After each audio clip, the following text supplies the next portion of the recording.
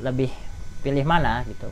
Ini kembali ke tentu preferensi masing-masing. Penggemukan memang menguntungkan ya, dan juga jangka waktunya lebih pendek gitu kan. Dan memang besar biayanya untuk perharinya. Kalau breeding ini lebih cocok sebenarnya dilakukan di misalkan padang terbuka gitu kan. Yang memang cukup murah lah pakannya, bahkan kita sangat minim tenaga kerja kan.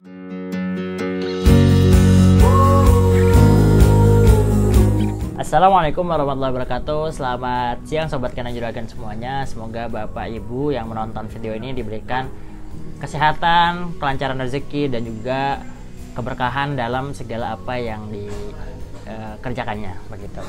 Nah, kali ini saya Farli Ramadan dari Kandang Juragan akan membahas salah satu topik yang sebenarnya cukup banyak ditanyakan oleh peternak pemula ataupun juga teman-teman yang baru mau beternak. Jadi sudah memiliki minat untuk beternak tapi belum mulai nih. Yaitu pertanyaannya, apakah lebih menguntungkan fattening atau penggemukan dibandingkan dengan breeding atau pengembang biakan? Nah, untuk menjawab pertanyaan itu akan saya bahas dari mulai pengertian dari masing-masing model bisnis seperti apa, kemudian juga kelebihan dan kelemahan dari masing-masing jenis usaha tersebut begitu. Paling banyak kalau daerah Jabodetabek dan sekitarnya itu lebih banyak di pemain fattening atau penggemukan. Terus kemudian kalau yang di luar mungkin ada daerah seperti Jawa Timur, Jawa Tengah, dan juga sentra-sentra peternakan sapi seperti sentra-sentra sapi di Indonesia ya, itu seperti di Bali, kemudian juga Nusa Tenggara, dan juga di Madura itu kan lumbung-lumbung sapi Indonesia. Nah, di sana tentu banyak petani yang melakukan juga breeding atau budidaya pengembang biakan gitu. Nah, kita mulai dari fattening dulu ya. Fattening itu apa sih? Bisnisnya seperti apa sebenarnya? Seperti namanya, yaitu fattening adalah jenis usaha peternakan yang melakukan proses penggemukan dari sapi bakalan menjadi sapi yang nanti siap dipotong gitu. Nah, biasanya fattening ini seperti namanya juga memang mengambil untungnya dari selisih margin antara kenaikan bobot sapi dengan biaya pakan. Jadi misalkan seekor sapi itu per kilo hidupnya 50.000, kemudian biaya perawatannya per hari adalah 25.000. Artinya keuntungan kita setiap hari adalah 25.000 per ekor per hari. Itu contohnya. Kemudian apa sih sebenarnya kelebihan dari penggemukan sapi atau fattening? Yang pertama yaitu uangnya cepat berputar atau siklusnya lebih sikat gitu. Biasanya paling sedikit ya 3 bulan lah, 3 bulan, ada juga 6 bulan, 3 bulan sampai 6 bulan lah perkiraan biasanya penggemukan sapi. Itu juga tergantung, tapi umumnya seperti itu, sehingga tidak perlu waktu lama, kita juga bisa mendapatkan keuntungan gitu. Terus yang kedua, risiko kematiannya lebih kecil jika dibandingkan dengan breeding. Tentu tetap ada ya risiko kematian, namanya juga kita memelihara makhluk hidup, nanti pasti ada penyakit, terus juga ada kendala lain-lainnya, pasti ada. Tapi risiko kematian dalam usaha fattening itu lebih kecil jika dibandingkan dengan breeding gitu. Bibit rumput varietas unggul yang dirilis oleh BB Biogen yaitu rumput Biogras, rumput Biovitas. Bagi Sobat Kandang Juragan yang ingin memesan bibit rumput Biogen, bisa menghubungi kontak kami yang tertera di bawah ini. Yang ketiga, kalau misalkan fattening, kita punya momen-momen panen lah, momen-momen panen dalam setahun itu bisa 2 kali. Yang pertama itu Idul Fitri, yang kedua adalah ketika Idul Adha gitu. Karena keduanya itu nanti kita mendapatkan harga yang cukup besar dan juga permintaan yang sangat banyak ketika di 2 momen itu. Itu adalah keuntungan. Dan ini kenapa orang-orang lebih banyak di fattening kalau yang saya dapat, karena risikonya lebih kecil, terus perputaran uangnya lebih cepat ya gitu. Tapi kelemahan dari penggemukan sapi ini apa sih? Ini saya udah bikin catatannya ya. Jadi biar informasinya juga jelas. Ini ada catatan-catatan yang sudah saya kumpulkan mengenai bisnis ini. pertama itu kelemahannya adalah kita harus terus-terusan mencari bakalan gitu kan, karena setiap 3 bulan misalkan kita potong, habis itu nanti sapinya habis, terus kita cari lagi bakalan, dan itu kan agak cukup melelahkan ya kalau misalkan itu. Atau kita perlu mencari supplier yang memang benar-benar sudah terpercaya, jadi dia udah tahu nih, oh spek barang kita tuh kayak gini, dan selalu memberikan spesifikasi bakalan dengan kualitas yang baik, jadi memang sudah berpengalaman dan juga terpercaya, amanah lah gitu. Amanah itu kan jujur dan juga profesional. Yang kedua itu dia membutuhkan dana yang cukup besar gitu. Kenapa? Karena biasanya kita kan ngejar penggemukan itu lebih cepat, kenaikannya lebih bagus kan, karena artinya lebih cepat juga kita panen. Nah, untuk mengejar siklus penggemukan yang cukup pendek itu, kita biasanya mengeluarkan dana yang cukup tinggi untuk pakannya. Perharinya itu lebih tinggi dibandingkan dengan breeding pastinya gitu, walaupun memang siklusnya lebih pendek. Terus yang ketiga yaitu perhatian khusus ya dalam menjaga bobot sapi agar dia stabil peningkatannya gitu. Jadi kita harus benar-benar melihat ya, pakannya gimana, terus perlakuan jika sakit atau juga ada kendala-kendala di kandang, itu kita harus bisa menangani begitu.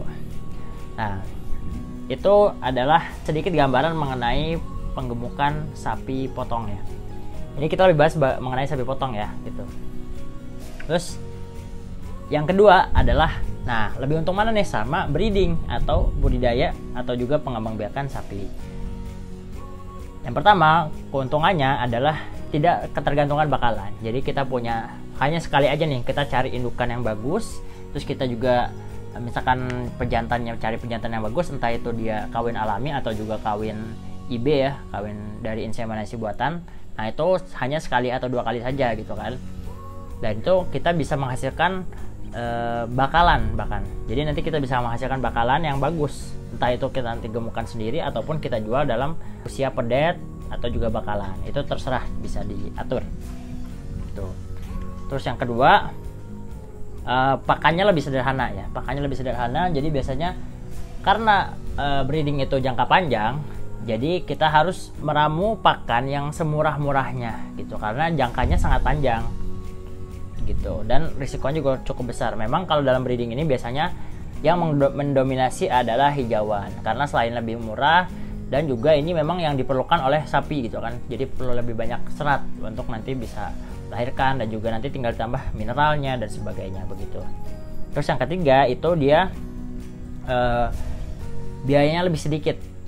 Ini relatif ya, biaya lebih sedikit itu dimaksud untuk perharinya, tapi kalau di jangka panjang sebenarnya jatuhnya lebih mahal begitu, karena punya waktu yang panjang, kecuali kita memiliki metode breeding yang memang lebih efisien, seperti misalkan kita punya padang gembalaan, kita bisa parawan sama peternak gitu kan, itu bisa menghasilkan biaya yang lebih, bisa memerlukan biaya yang lebih sedikit lagi. Kandang Juragan menyediakan molasses untuk kebutuhan pakan ternak. Pembelian molasses dapat dilakukan secara eceran maupun partai besar. Bagi sobat kandang Juragan yang berminat memesan molasses, dapat menghubungi kontak WA yang tertera di bawah ini. Tapi kalau misalkan kita punya kandang tertutup dan juga harus ngasih makan, misalkan rumputnya nggak punya sendiri, atau juga ada tambahan konsentrat atau apa lainnya, itu sebenarnya cukup besar dikeluarkannya. Kita harus bersabar menunggu ya, bersabar menunggu. Nah ini baru masuk ke kelemahannya nih. Kelemahannya adalah, yang paling pertama adalah kita membutuhkan waktu yang sangat lama, teman-teman. Jadi sapi itu kan buntingnya sama seperti manusia, siklusnya itu sekitar 9 bulan. Kemudian nanti dia baru dijual itu setelah lepas sapi gitu kan, di atas 3 bulan sampai 6 bulan lah begitu. Untuk pedet itu pun masih pedet, dan harganya ya tergantung, dan harganya cukup rendah juga gitu kan. Kecuali misalkan sapi-sapi yang super bisa belasan juta untuk sapi limosin, simental kayak gitu. Betul, itu sangat lama sekali. Berarti kalau misalkan anggaplah kita jual di usia 6 bulan pedet gitu, berarti butuh waktu siklus sekitar 9 tambah 6 itu 15 bulan. Itu sudah 1/4 tahun. Itu waktu yang sangat lama, apalagi misalkan kita nggak punya padang gembalaan, artinya kita harus bisa memberikan makan terus, atau misalkan kita gaji bukan kita rawat sendiri, kita harus menggaji orang itu selama 15 bulan sampai kita bisa panen akhirnya begitu. Makanya ini salah satu penghalang besar untuk teman-teman yang berminat di peternakan masuk ke breeding gitu. Jadi breeding itu memang seharinya lebih murah, tapi uang yang kita keluarkan itu mengendap lebih lama begitu, karena kan sapinya bunting gitu. Terus yang kedua, masalah terbesarnya juga adalah kelemahannya itu dia memiliki risiko kematian yang cukup tinggi gitu kan. Jadi memang kita harus ahli juga kan. Kalau misalkan coba dibayangkan saja, misalkan teman-teman breeding sudah menunggu misalkan 9 bulan, pas lahir ternyata keguguran atau misalkan sapinya anakannya mati, pedetannya mati. Nah itu kan artinya selama penantian kita 9 bulan itu kita habis aja uangnya begitu, nggak dapat apa-apa gitu. Makanya ini juga menjadi PR besar. Kemudian yang ketiga, panennya tidak ada momen. Jadi solusi untuk breeding ini adalah sebenarnya cocoknya itu kalau memang tergantung nih mindsetnya. Kalau misalkan memang untuk usaha utama, artinya kita harus punya modal yang cukup besar dan juga mengendap di sana cukup lama. Kita harus siap untuk mengeluarkan dana, dan dana itu diam di situ saja cukup lama begitu. Nah, kesimpulannya apa? Kesimpulannya lebih pilih mana gitu. Ini kembali ke tentu preferensi masing-masing gitu. Kalau misalkan penggemukan memang menguntungkan ya, dan juga jangka waktunya lebih pendek gitu kan, dan memang besar biayanya untuk perharinya karena kita harus mengeluarkan pakan yang biayanya cukup tinggi dikarenakan kita mengejar pertumbuhan bobot badan dari sapi itu.